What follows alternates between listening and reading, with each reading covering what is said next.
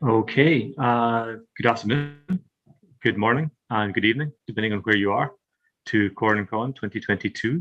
This is a panel on location as character, and I'm joined by four rather lovely and incredibly intelligent panelists who are going to be talking about this. I'm going to keep myself to myself and not talk too much.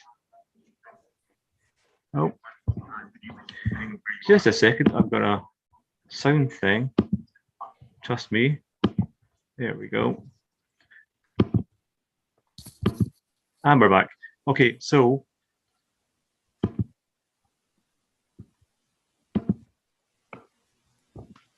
sorry guys. Is the window back up? I just want to come back up. There we are. I'll start again. I'm sorry about that. A technical problem there. I was going to just introduce the panelists. Well, I'll tell you what, I'm not going to introduce the panelists. I'm going to let them introduce themselves in a minute. First of all, I'll introduce myself. My name's Neil Williamson. I'm a writer from Scotland. I write science fiction, fantasy. I've got a new book out this week. It looks like this. It's called Queen of Clouds. Please check it out if you're interested in that sort of thing. That's enough for me. I'm not going to talk too much. The panelists are all going to talk about themselves. The first thing I need to tell you to do is this is QuaranCon 2022. It's the third year of QuaranCon. If you go to the QuaranCon website and check it out, there's lots of good stuff over there. There is the code of conduct, which we'll all be adhering to. And if you're going to be sending us messages or asking us questions in the YouTube stream chat, we'd like you to adhere to that as well. So have a look at that if you get the chance. They also have the book sale over there, which is lots of free or cheap books from the attendees and the panelists. They have the QuaranCon anthology, which is very much worth checking out. And they have loads of merch as well. So if you get a bit of a chance after this panel, I think there's a bit of a break for half an hour, worth going over there, having a nosy around, maybe buying some stuff. Anytime you like, if you're listening along and anytime you like, you have a question or a thought, please pop it into the YouTube chat and we'll either try and fit it in if it's appropriate, or we'll leave it to the end and ask the panelists at the end. So without further ado, and that's plenty ado for now, I'm going to ask the panelists to introduce themselves. We have Gabriela Houston, we have AF Anita Stewart, we have Patrick Samphire, and we have Anna Smith-Spark. So I'm going to start with Gabriela. Please introduce yourself. Hi. I'm a Polish writer living in the UK.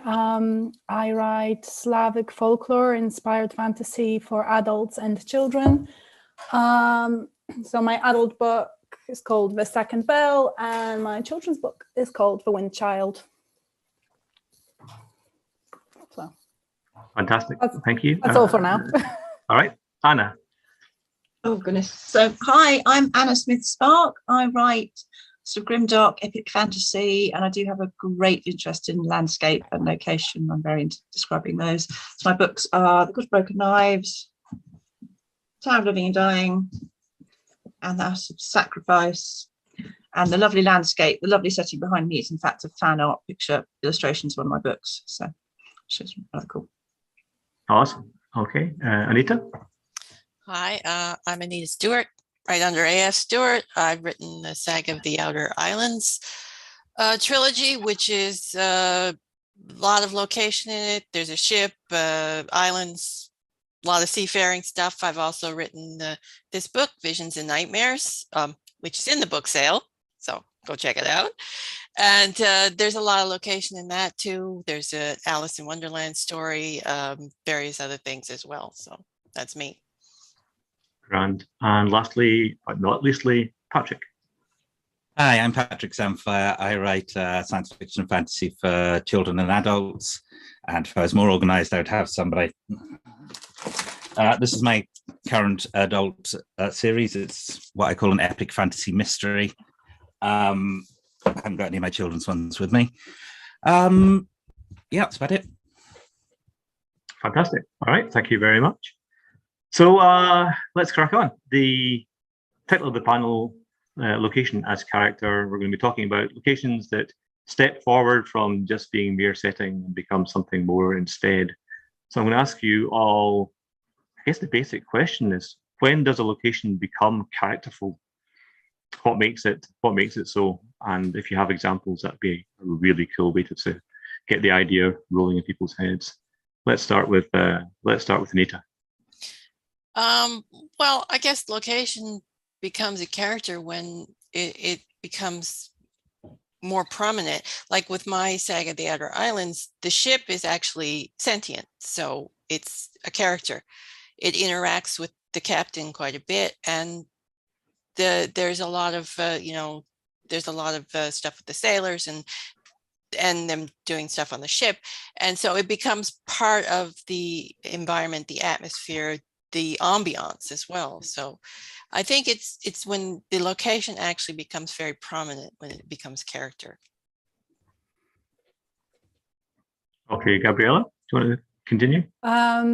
I sort of understand it in maybe not a sort of a literal way, in terms of, the location, I think, is very important in terms of, it should help to create the atmosphere of the book, and it should help to show us how the characters' actions are formed. So it's not just some pretty landscape to look at.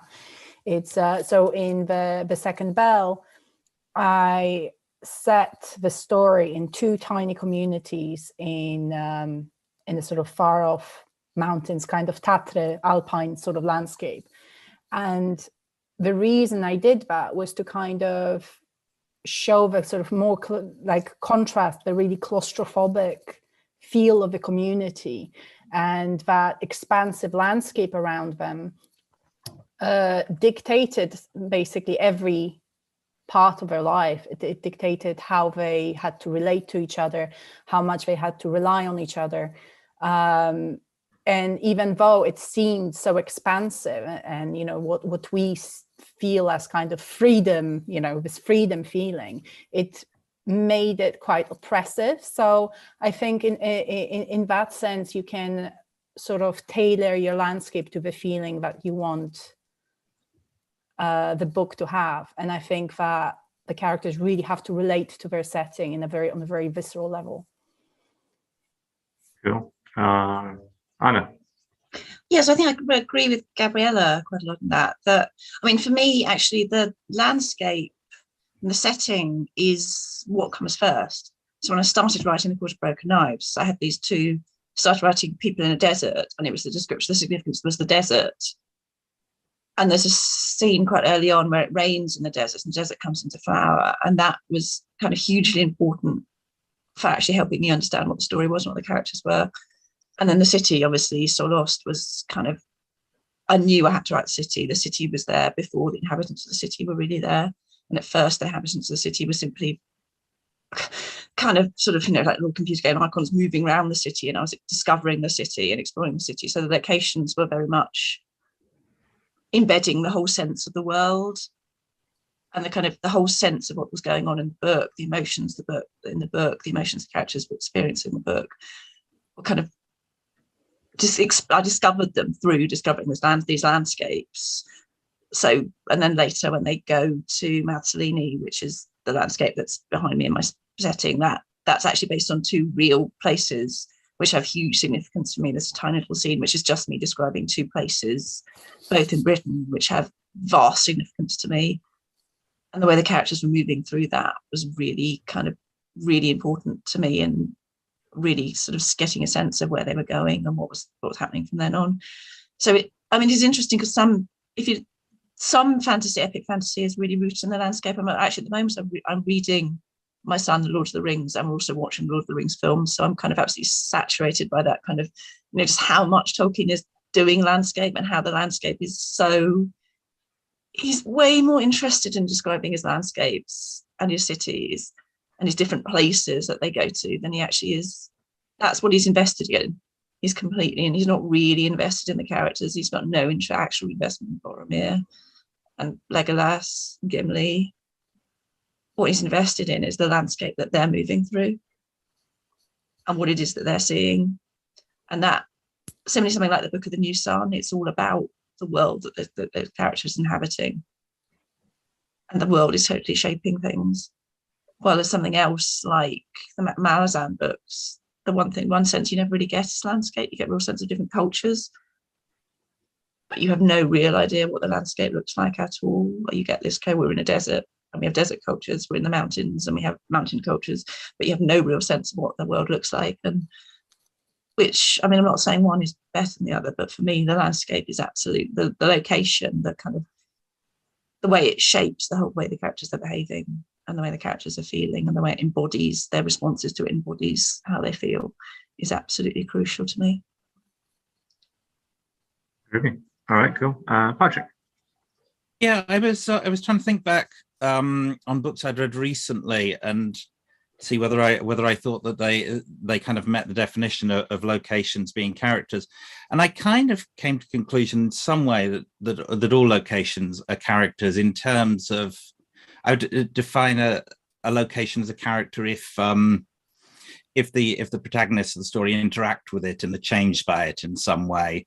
But I think it comes with what kind of character, because you have the kind of the spear carriers in the background who are just there to look pretty. You've got the cardboard cutout characters, which are the kind of generic tavern type of thing you might get in a medieval fantasy. And you have much more complex and three-dimensional characters. And I was thinking that one possible or useful definition of when a location becomes a character is if you took the story out of that location and put it somewhere else, that the story just simply couldn't exist. Most stories, if you moved them, there will be some changes, but a lot of stories you could take from one fantasy setting to another fantasy setting and have roughly the same story. But I think it's something like Gormenghast, for instance. If you took the events out of Gormenghast and put them into some other setting, the story just wouldn't exist. It couldn't exist. And so I think if you have a setting like that, which impacts everything that happens and impacts the characters so greatly, then I think you've got a location that's definitely a very three-dimensional character. Notes. Okay, good stuff. I'm so busy writing a note there, I forgot the next thing I was about to say. It doesn't matter, it'll come back to us. Okay, so what type of locations make for the best characters? Are there some kinds of locations that work better than others? Let's switch it up this time. Let's go back to Patrick, and then we can switch up and go around the other way. Okay. Sorry, mate. Okay. Well, at the moment, the stuff I'm writing is very much based in a single city. So I've been kind of very interested in urban landscapes in terms of characters. And I think one of the things that makes it easier in some ways to make an urban landscape a character is the fact that urban landscapes are created by people. And so, you know, people have they have conflicts, they have idiosyncrasies, they have their optimisms, they have paranoias, superstitions, all these things, and all these things feed into any kind of place that people build. You only have to walk around a large city to see how odd it can be in a lot of places. And I think that this gives you a lot of opportunities for the location then to be kind of unpredictable to characters, and to offer interesting ways of interacting.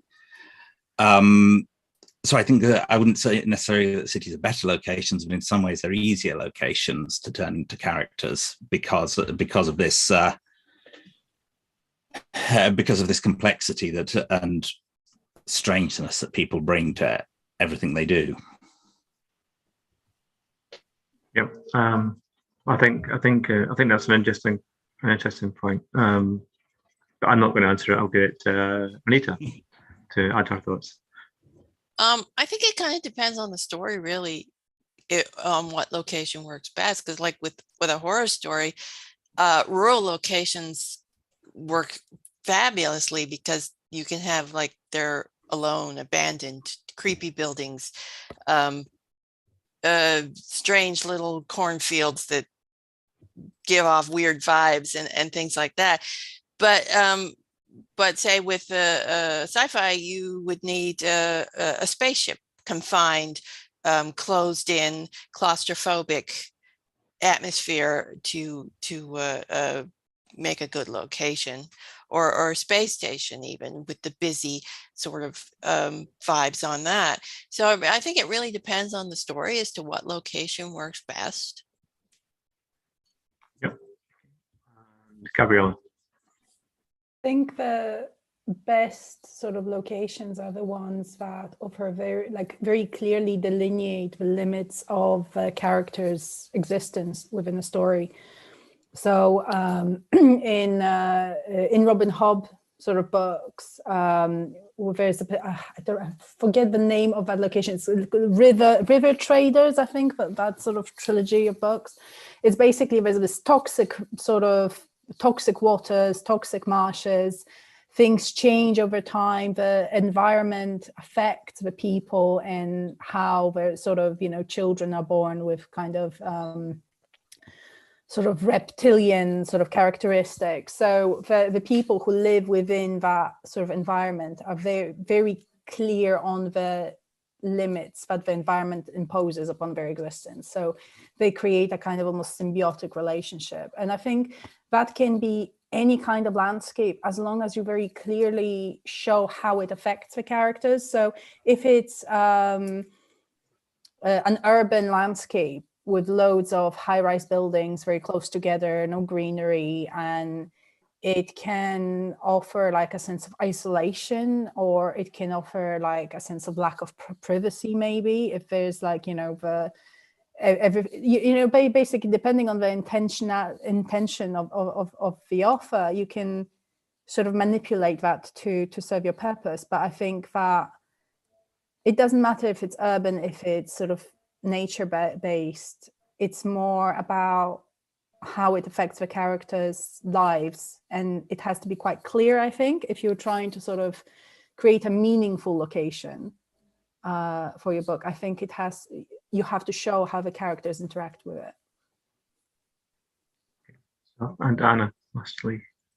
Yeah, so I mean, there's that kind of, I think that sense of a landscape or a location which is quite delineated, has quite strong borders. So if you think about, for example, in a lot of cultures throughout history, the notion of the city as having some kind of identity of its own, of having some kind of life, the way the sort of cities are often gendered as female. You have that, the bride of cities, pearl of cities, or again, mountains similarly are often kind of gendered and embodied. There's that kind of sense the mountain has some kind of, a mountain often has some kind of existence. People talk about the mountain as almost a person there, near their village. And that kind of sense that does have some kind of distinct personality. People will talk about different mountain peaks as having very different personalities, being very different experiences to climb them. Some almost kind of welcoming climbers, some really not, being very hostile to the idea of being climbed. Again, cities, people talk about, it's a real common thing, people experiencing cities and talk about the differences between different cities, and some being sort of somehow having a different sense to them, the experience of being in the different cities and being very different, people's responses to them. And it's that sense of something having a kind of bordered sense to it, and a sense of life to it. Deserts also, in it, similarly, people sometimes talk about as having different personalities, and that sense of there being something embodied within that landscape that it is a delineated unit that can be given some kind of, that has some kind of sense to it. I think those kind of very clear units work very well. Trying to write about something like, I don't know, the South Downs is probably more difficult. That kind of, something that's very large, not delineated, just kind of goes on. It is that sense of something which has a very clear boundaries to it. And also the contrast. So if you look at, thinking about Beowulf, which is of course very much about, again, the setting. You have the hall Harriet, you have this hall which is kingly, it is power, it's men's power, it's human power, it's civilization, it's a built structure. And you contrast it with the marshes that Grenville and his mother come from, which are these very dangerous areas. They're not human power, they're not human areas. They're utterly uncontrolled. Beowulf is the only one who dares to go there. And that contrast between those two locations and the way that they are very kind of, they're very obviously a kind of structuralist contrast between those two locations that make up a lot of most of the poem. And that sense is I think is really important, that kind of sense of delineation and something almost that kind of symbolic, evoking things, that kind of, that you get a sense that there's something kind of about humans in the landscape and human identity in the landscape being told through experiencing those landscapes. Does it help that feeling when there are that feeling of just a discrete space, when there are boundaries, thresholds to cross, that sort of thing? Does that make sense? Yeah. It is that sense of kind of, that sort of sense. I mean, obviously that the sense of endlessness, the kind of stories about the American West, there's kind of the vastness, the endlessness of the plains, but then all the kind of the ocean, being on this vast ocean. But then I want to say something really stupid, like the fact it's not bounded is a boundary, which sounds ridiculous, but that sense of it is a very discrete unit. It's just a very, very large discrete unit, but it's not, there's no blurring. It's a very, very kind of, it's a very singular thing, which has a very clear margin to it. Just something for the sea, it's just very large, but it's a very discrete unit. Yeah, I thought,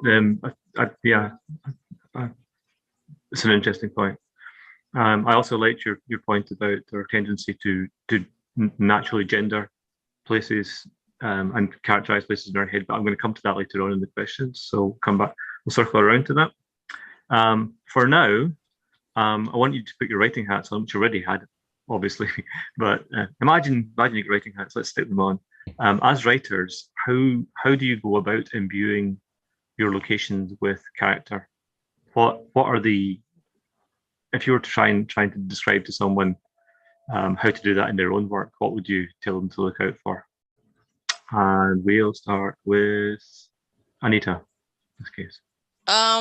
I'd start with atmosphere and mood, because that's basically what you want the location to imbue into the story, because they're interacting in the location, and you want the location to be a bit symbolic, a bit conveying either the dark mood, a light mood, like when I write horror, if I'm writing something like historic in London, you've got the fog, the gas lamps, the sort of dark streets, the click clack of the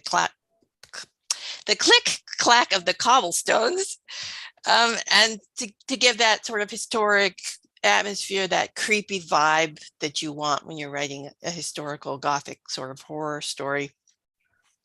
And like with the when I was writing the ship, like she was talking about the ocean, but all the story is taking place in a very confined atmosphere when you're on the ocean, because you're on the ship and there's nowhere to go off that ship unless you want to drown. So it's a very interactive, very confined atmosphere, where it's also a very cooperative location, because your lives depend on your fellow sailors doing their jobs, especially if you're in a storm or you're in bad weather. So it's all about mood and atmosphere would be the thing I'd start with. Good stuff. Okay, Patrick.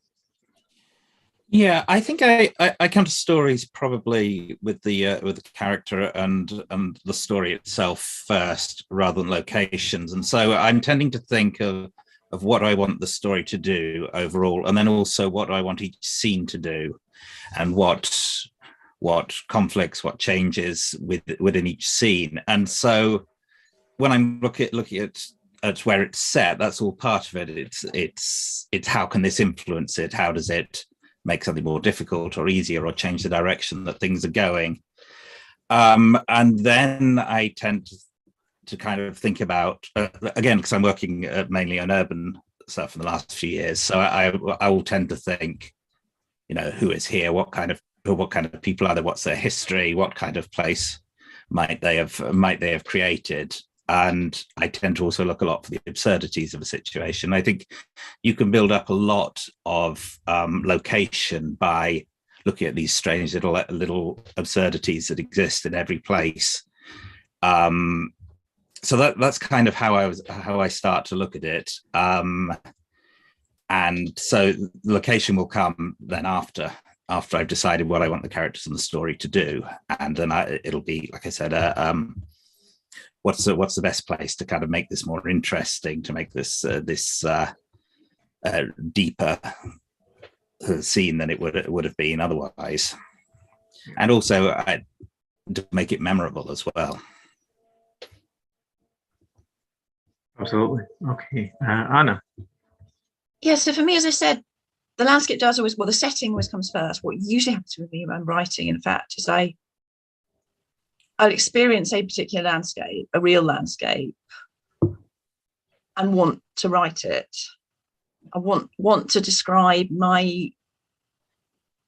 want to put into words the experience, the emotional experience I feel looking at that landscape, which is usually the way that, or thinking about that landscape, which is usually the germination of my books. So I've started something that I'm starting right. I've just started working on my kind of coming out of lockdown, actually putting myself together book. Actually, the whole thing came from standing in a very particular valley in Derbyshire and feeling actually happy for the first time. It was the first time we got away, and wanting to put into words that feeling. And what I then do when I'm constructing the landscapes, a lot of it's based on my memories of places and my memories of my emotional experience of those places. But what I also then do is surround myself with materials that evoke the sense of that place. So when I was writing So Lost, which is my take on the kind of taken up to 11 fantasy city, so I was endlessly rereading Yeats's Byzantium. I was endlessly rereading Flecker's Golden Road to Samarkand, surrounding myself, reading histories of the city of Byzantium, reading histories of Venice, reading histories of classical city-states, just surrounding myself with that sense of the city and the kind of the romance, reading a lot of stuff about the Silk Road cities, those sort of strange ruined cities in the Taklamakan Desert, looking at photographs, just immersing myself in a sense of these kind of impossible, fantastical, lost, romanticized cities. The stuff I'm writing at the moment is very much based in a particular area of Derbyshire. It's very much based in English countryside. A lot of the later stuff in The Empires of Dust is very much based. Marith's own personal setting is very much based in the English countryside. So I do a lot of reading on folklore, a lot of reading of English folklore, of Celtic mythology, of Saxon poetry, Saxon riddle poetry, to try and get a sense of the kind of the embodiment in the landscape. I mean, I guess some of where I'm coming from is kind of psychogeography. There's a direct link between me and, through my dad, there's a direct link between me and Ian Sinclair, and that notion of psychogeographical landscape, the landscape and all the different layers in the landscape, the layers of history and of mythology and of sort of psychological responses, the layered up cultural and psychological responses to different landscapes and locations, and trying to kind of get my head in that space where I'm sort of picking up all those senses and putting it down on the page. And actually I spend a lot of time with hanging around reenactment groups and things to get the sense of the smell, the physicality of what a city would have been like, what an Anglo-Saxon village might have smelt like and sounded like, or kind of, trying to immerse myself in what a big Roman city might have felt like, to really give it kind of three-dimensional sense to myself, to really have myself mentally inhabiting that landscape as I write it. And the memories of all the kind of, I can't say memories when I'm writing about So Lost, because it's based on a Victorian or a massively Orientalist Victorian fantasy about Samarkand. I can't remember it, but my memories of reading that poem and seeing that city in my mind, and it's that kind of, it's a very intense, the landscapes, the locations and landscapes mean a huge amount to me. Yeah, and they are driven through. That's obvious from your books. If anyone reads Hannah's books, it's very obvious. What does an Anglo-Saxon village smell like? Very strongly sort of smoke and manure. Yeah. And yeah, You might say that. and yes, and and they're using fat for their lamps, so that everything smells of tallow as well. It smells of fat and mud and manure and smoke, very strongly of smoke and wood. Interesting. Gabrielle, last to you. So I really like what Anna was saying about the kind of emotional response to a place and trying to sort of transfer that to the story writing. And I definitely sort of feel similarly. And when I'm putting a character in a new location, I like to sort of start off with their relationship to the location, so their comfort level. Sometimes if it's a new location for the character rather than their home, I think about their initial response, their initial comfort level, and then, how that changes, if at all. So that sort of, that relationship is something that I start off with, and then I kind of try to build by like zooming in. So the way, if you go for a walk in sort of, I don't know, in hills or something, you will occasionally really zoom in on a detail. And I really like that. So if a character notices, I don't know, an elf cup lichen, right, growing off at the back of a tree trunk, but they don't really see where they come from, or the kind of a new smell, and they're trying to sort of process that new smell. And I had an interesting sort of thoughts about that for me, when I was writing The Wind Child. So basically, because it's like an adventure travel book, really, because the main character is journeying to try and bring her father back from the dead. And she visits the island Buyan, which is the island that belongs to her uncle, the god of summer winds. So she's the granddaughter of the god of winter winds. And her initial response to that island is like, the heat of it, and the kind of the sort of tropical nature of it, and this sort of haze that sort of descends upon everybody that's in that island, feels really alien to her, because she is used to the kind of wintry landscape, and she is used to something that feels far more she's used to people being distant and cold and in her family, and this is completely alien and quite unsettling for her. And then she realizes that the island itself has an effect on her, because the island is so imbued with her uncle's spirit that it doesn't sort of allow for worry. It has that, summer haze is not just the feeling you get from the sort of atmosphere of the island, but it's atmosphere that imposes upon you. So I was thinking about, how she feels, and how she feels that it impinges upon her, how she wants to think, how she wants to feel, that it's sort of transgresses her own boundaries within herself, and she feels very uncomfortable with that. So that was the kind of, so my starting point is often like, how comfortable is a character in their surroundings, and then you zoom in and sort of notice the detail of what they are and aren't comfortable with. Yeah, that's really interesting. Maybe we can use that, because we've talked a little bit, and you've talked especially about the interaction with the character of the landscape with the characters of the characters. So maybe we can talk a little bit about how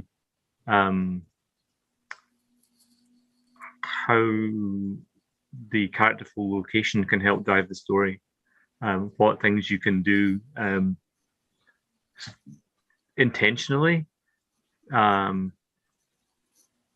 that the landscape or the location is an aid to the characters, or an adversary to the characters, or perhaps neutral and oblivious to their tiny fates. Gabriela, do you want to continue with that? Because I think you've probably got thoughts, but maybe not if I'm putting you on the spot. Always. So I think that,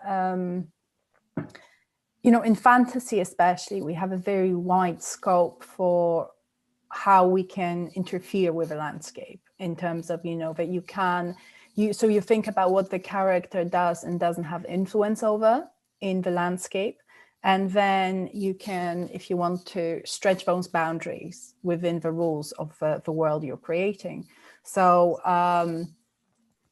because, so in the Wind Child, because the Mara, she has family that are gods of winds, basically. She doesn't have powers herself, but through her understanding of the spirit world, she can try and exert some influence. She can try and understand what those who do have the powers want and see if she can give it to them. So that is something that, you know, you can kind of play around with and stretch within the kind of realm of possibilities that you're creating in fantasy. So I find that quite interesting. But it's but in terms of, you know, the landscape sort of interfering with the character as an, you know, can be almost like an antagonist thing. It's like if the character, for example, feels so claustrophobic within their environment that they don't see a way out. That's the, you know, if the landscape, you know, physically forbids them from leaving it, either as an island or thing, and then the character has to find a, you know, it can propel the characters to sort of find a way forward and how they can interact with their surroundings in order to find a way forward. So, you know, Robinson Crusoe sort of is a good example of that, because really you have a character who's in a completely new location, and he starts to interact with this location and find a way to sort of settle himself in it, but he also doesn't want to get stuck in it. So in that sense, he has to navigate this new environment. Cool. Okay. And Anita. Well, Any thoughts? I'm writing a story at the moment where there's basically a woman is traveling through a winter landscape, and the landscape is a direct parallel to her own feelings, which are sort of cold and dismal and very bleak and no hope to it. So I'm use the landscape to parallel the character in that case. And with my Saga of the Outer Islands, the first book opens with one location, the ocean, battling against the other location, which is the ship, because they're in the middle of a storm and they have to fight through the storm to get to port and survive. So there's that contrast as well. So you can use location as a contrast to drive your characters or showcase some of their emotional states as well.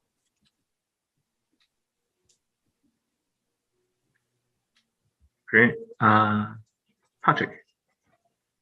Yeah, I think one of the most useful tools I found is the fact that characters have histories, and they will have histories with particular places.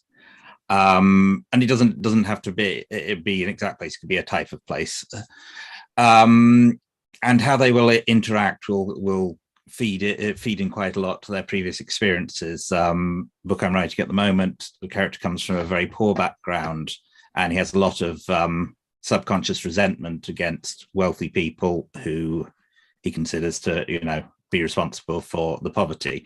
And so when he's dragged into situations that are in better off parts of town, he'll react quite differently to situations he'll come into in the poorer parts of town. You also you'll have characters who have had traumatic experiences in a particular place, and how they interact with that place or similar places will be very much influenced by what happened to them, or good experiences. So by digging quite a lot into the character's history, you can give quite a lot of interaction, I think, with the type of place that they're encountering, and the way they will approach it, the way that it will influence their decisions, and so on. So yeah, I think that the protagonists themselves in many ways define the landscapes around them as much as the landscapes define the reactions of the protagonists. And I think if you lean into that, you could make a lot out of a location that might otherwise have been just a kind of background to what's going on. So, and Anna. I think there's a lot of truth in what Patrick was saying about the kind of, there's sort of, as people may have gathered, the kind of the importance I put on the kind of relationship between the experience and the emotional response to the landscape. So, I mean, one of the things that kind of really frustrates me about those big epic fantasy multi-perspective novels is the sense that they kind of people need to label each chapter to tell you who the character is, because it's very difficult, because all the voices are the same and the way the characters respond to the landscape is often very similar. You can't know whether you're reading a Tyrion chapter or a Jaime chapter or a Dany chapter in Game of Thrones unless it's labeled for you, until you get into the kind of, okay, we've got some dragons, so this is probably Dany. It's not, the voices are too similar, and landscape helps you create those different voices. I mean, there's a kind of, there'll be a frustration in me at times when I was writing Empires of Dust, the frustration that I'm writing in Tobias's voice and he's in a landscape, and if this chapter was written in Marith's voice, I could do this stuff about the landscape, but I can't, because Tobias would never see that. And so Tobias is seeing something in a totally different way, so he's not going to see the landscape in the same way, he's not going to respond to the landscape in the same way. There's no point me mentioning something because he wouldn't see it, because it wouldn't mean anything to him.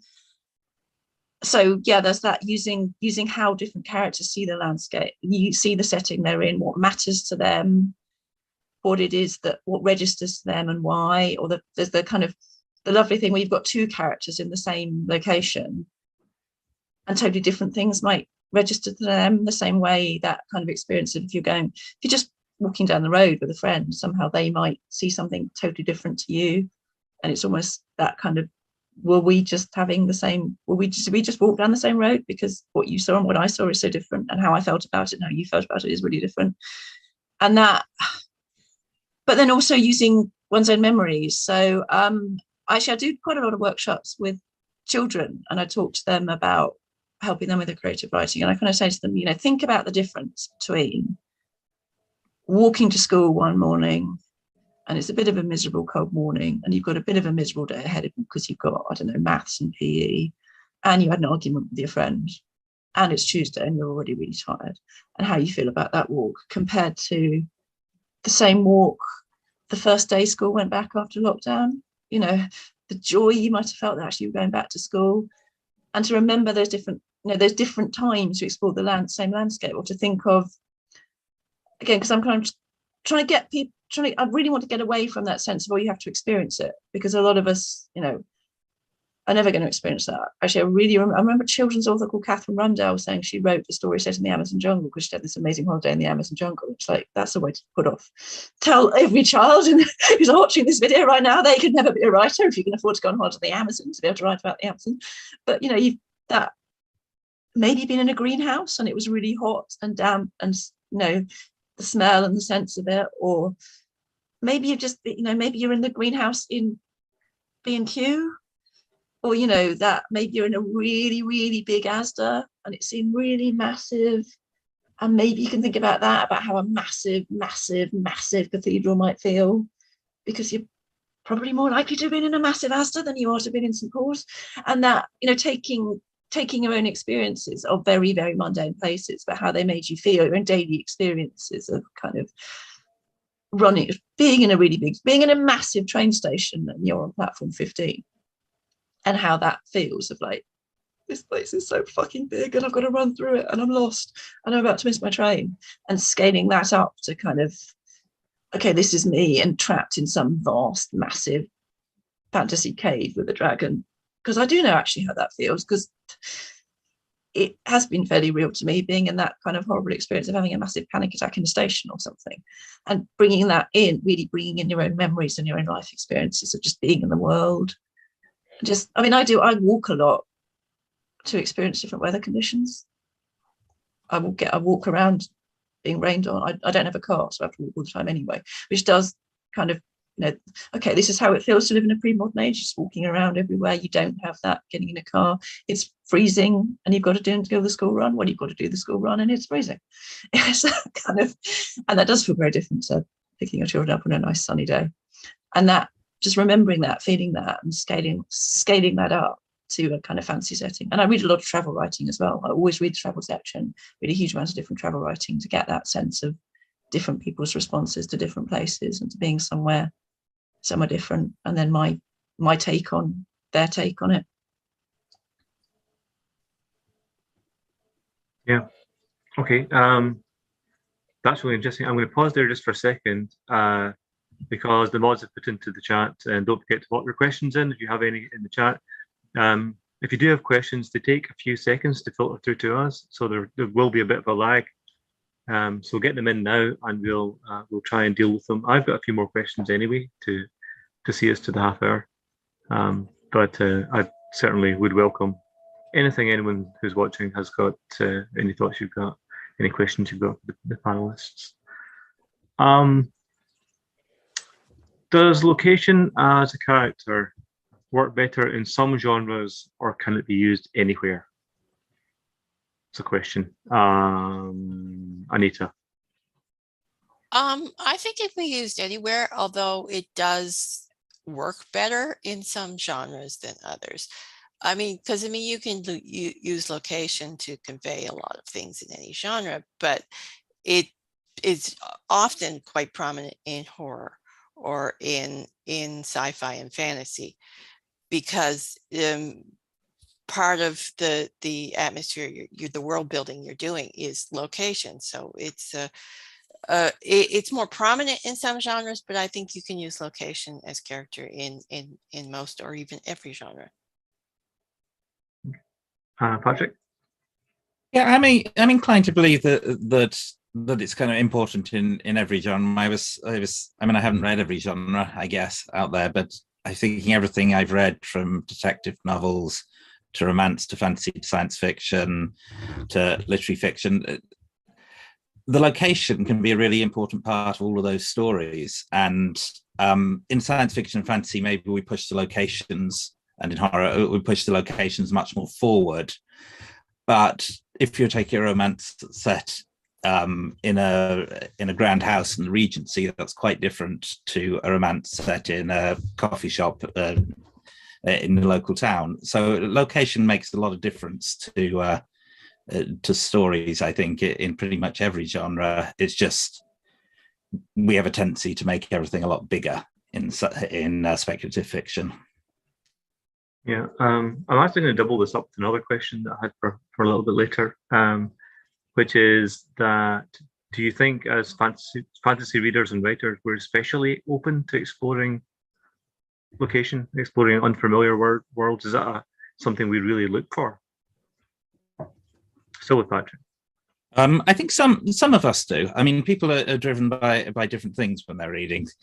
There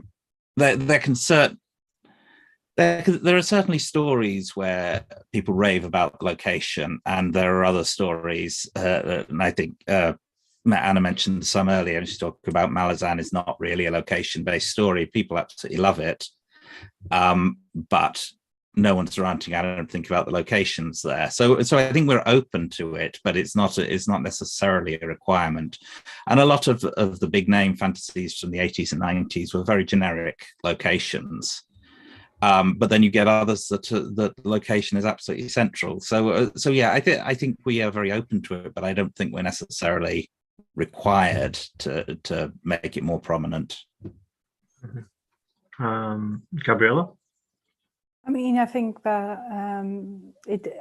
location, like, to me, is always important. Doesn't matter, if it's just the character's bedroom that they spend all the time in, like, location always needs to sort of have, you need to have a sense of place in because it always will influence the character. Even if you don't mention it, it influences the character, and you need to know how, I think. So to me, it's always important, doesn't matter what genre it's in. I mean, definitely with fantasy, I think what I often look for in the novels I read is I want to know, if it's fantasy, then, you know, how is it different to our world? Is it almost exactly the same, but I don't know, pigs can fly, you know, like it's how, where are we mooring the kind of fantastical elements? You know, is there a completely different societal structure?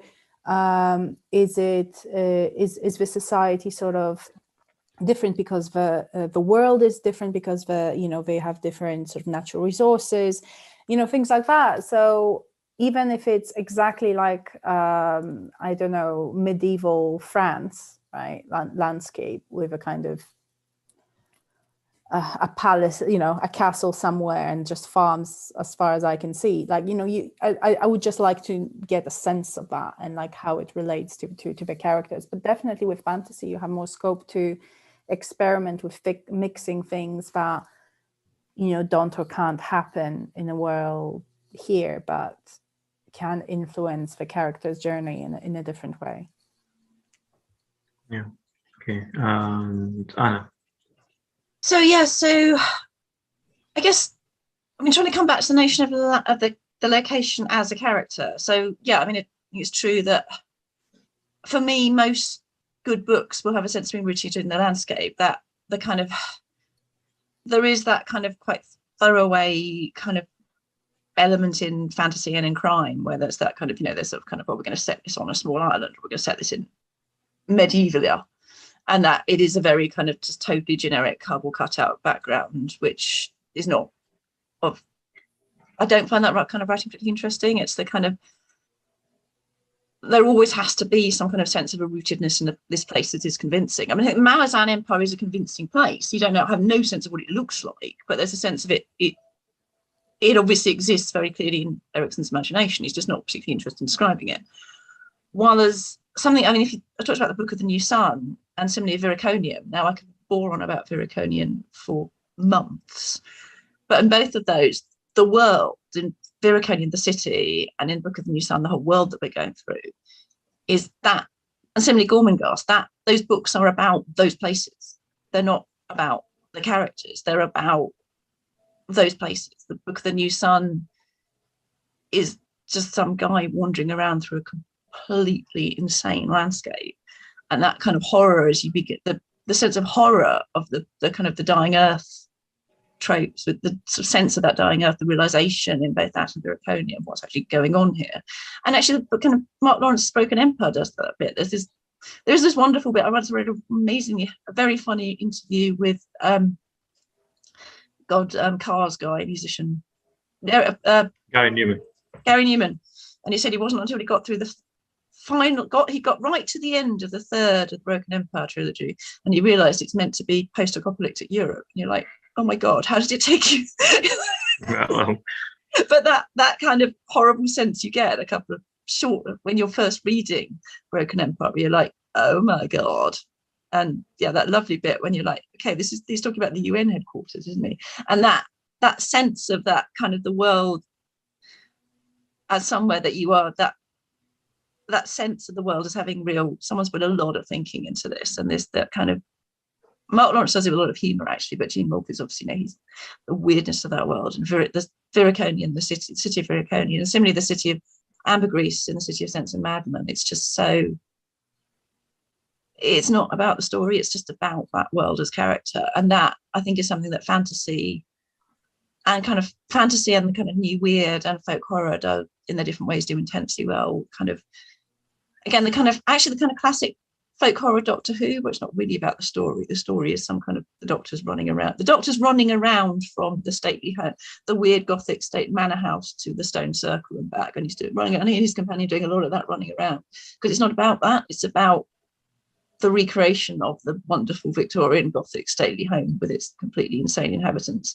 straight out of Cold Comfort Farm, and it's about the sort of, you know, the stone circle, and they've got the smoke machine really going, and they've got the weird effects music really going, and that's all it's about really. And that, I think, folk horror and fantasy and some bits of really high science fiction, really, again, those kind of science fiction where you're just talking about other planets, and this planet has 8 moons and it has rings, and the people who live on it are clearly elves, and they live in these massive cities, and they fly. They fly around, and they fly around on these amazing gliders that are made of white crystal. And the cities are like the whole planet is a city, and it's got 2 suns, and it's never dark. You get these different sunsets, and it's not about the story in the slightest. It's just about creating that impossible vision of something just either in the dying earth and in folk horror absolutely terrifying, or just sublimely breathtaking, or both,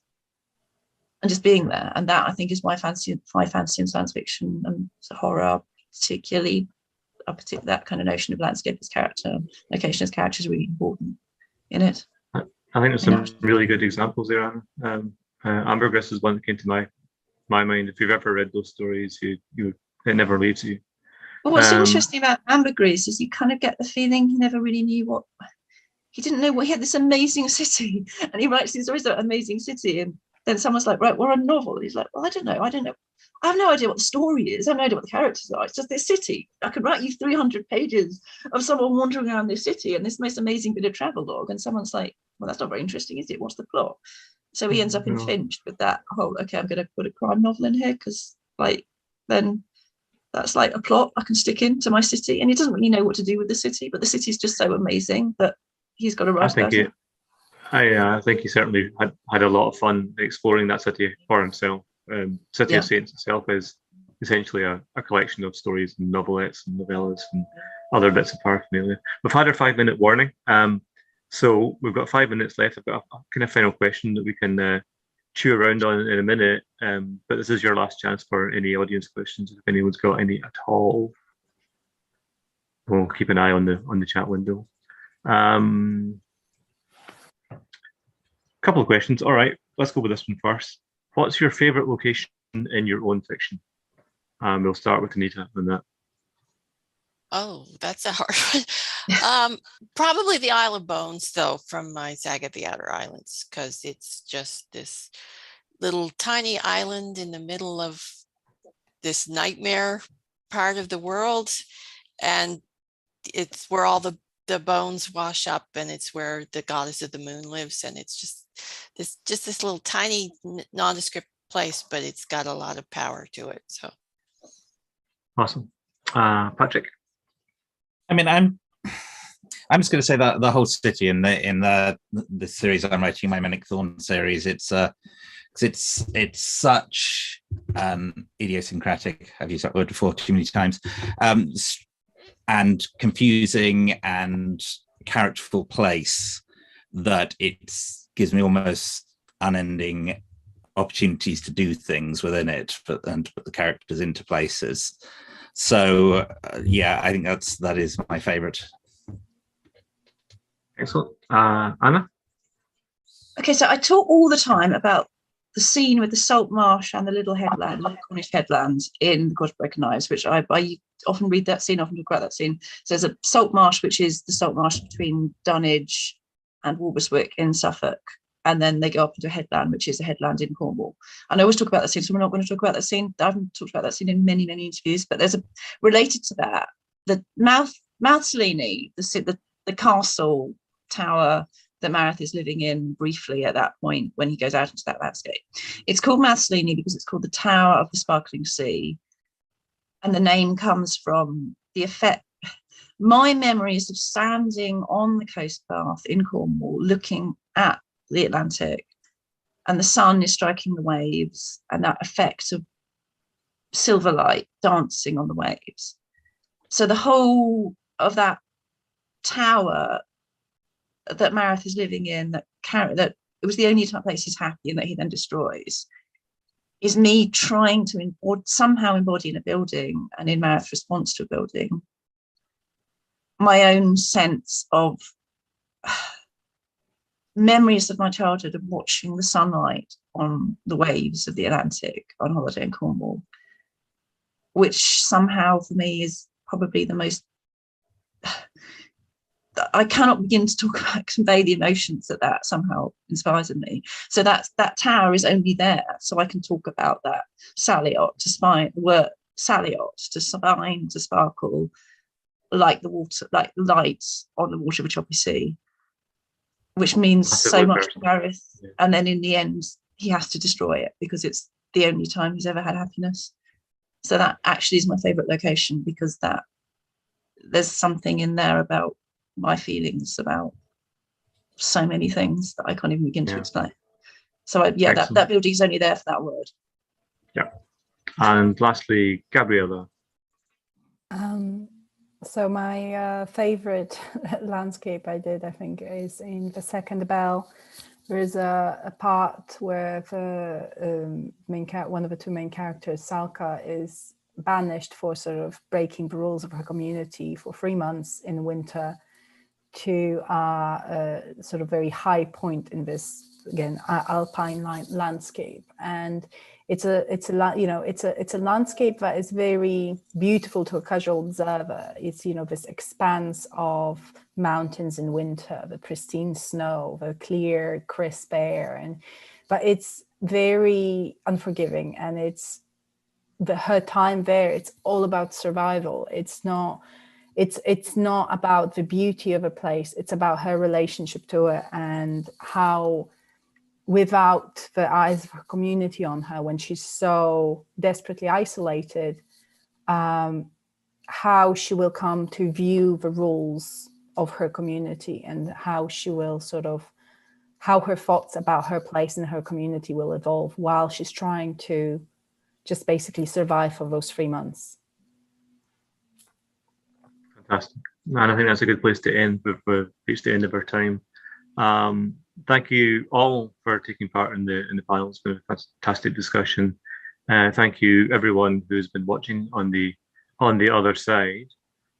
If you like the sounds of those locations in everyone's books, there should be links to the books at the bottom of the YouTube, in the comments section at the bottom of the YouTube. Stick around for prologues versus prolags, which is the next panel, which I think is in half an hour. And have a great rest of your QuaranCon. So yeah, I think that's it from us. Thank you very much, everyone, and bye-bye. Thank you. Yeah. Thanks. Bye. Bye.